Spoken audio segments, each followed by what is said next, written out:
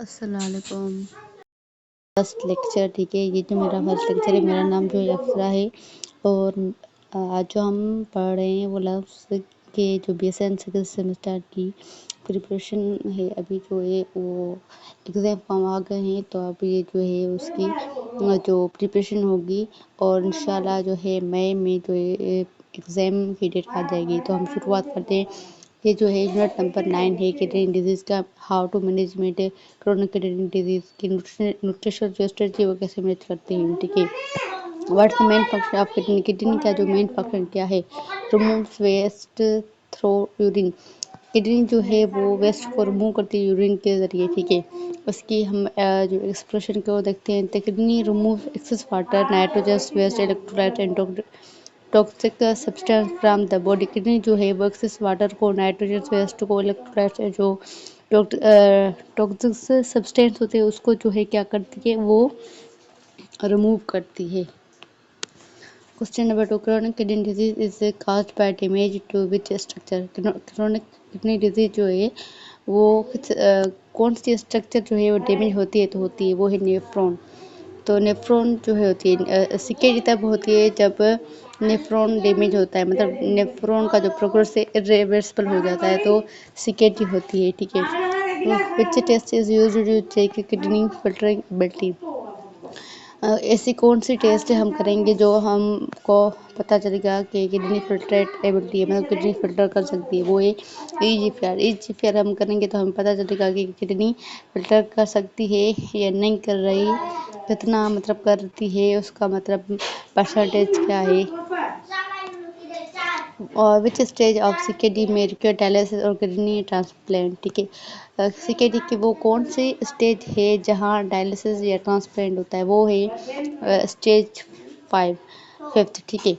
ये वो स्टेज है जिसमें किडनी फेलियर होती है, तो हम डायलिसिस करके उसको सही करते हैं या जो है ट्रांसप्लांटेशन करते हैं, किसी दूसरे से हम को किडनी लेते हैं डोनेट करते के ज़रिए।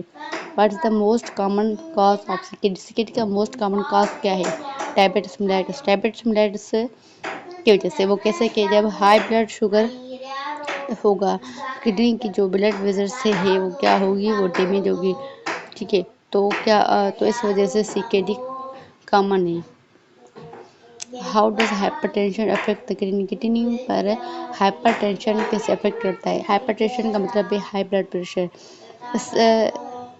It damage small renal arteries, ठीक है। तो स्मॉल रेनल आर्टरीज डैमेज होती है तो हाइपरटेंशन का जो इफेक्ट किडनी पर होता है। हाई ब्लड प्रेशर डैमेज होगा, डैमेज जो करता है रीनल ब्लड वेसल्स को, ठीक है।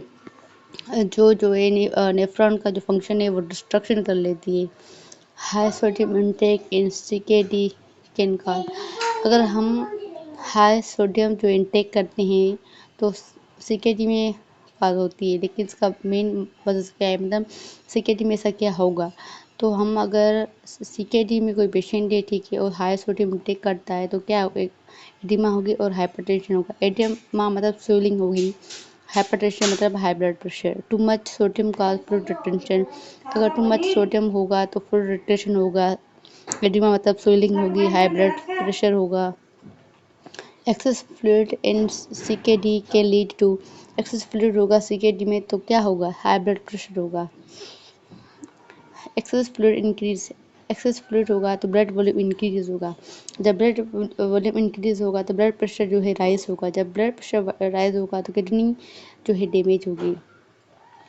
लो एरिथ्रोपोइटिन इन सीकेडी कैन का, अगर सीकेडी में एरिथ्रोपोइटिन लो होगी तो क्या होगा, एनीमिया होगी। किडनी जो है वो एरिथ्रोपोइटिन हार्मोन जो है सीक्रेट करती है, ठीक है। जो है रेड ब्लड RBC जो है बनाने में हेल्प करती है, अगर इसकी लेवल जो है लो हो जाती है तो सीकेडी में तो क्या होगा, एनीमिया होगा। What is the nurse role in CKD care, CKD care में नर्स का क्या रोल है, ठीक है। तो educate about diet in fluid restriction, nurse जो है वो उसको गाइड के बारे में एजुकेट करेगी, तो उसको क्या चीज़ खानी है, सोडियम इंटेक कम करना है, बढ़ाना है, तो मोस्टली ये जो है उसको एजुकेट करेगी। नर्स पेशेंट को गाइड करेगी, उसकी डाइट के बारे में बताएगी, उसके फ्लूइड कंट्रोल करेगी, और जो उसके वार्निंग साइन होते हैं उसके बारे में बताएगी।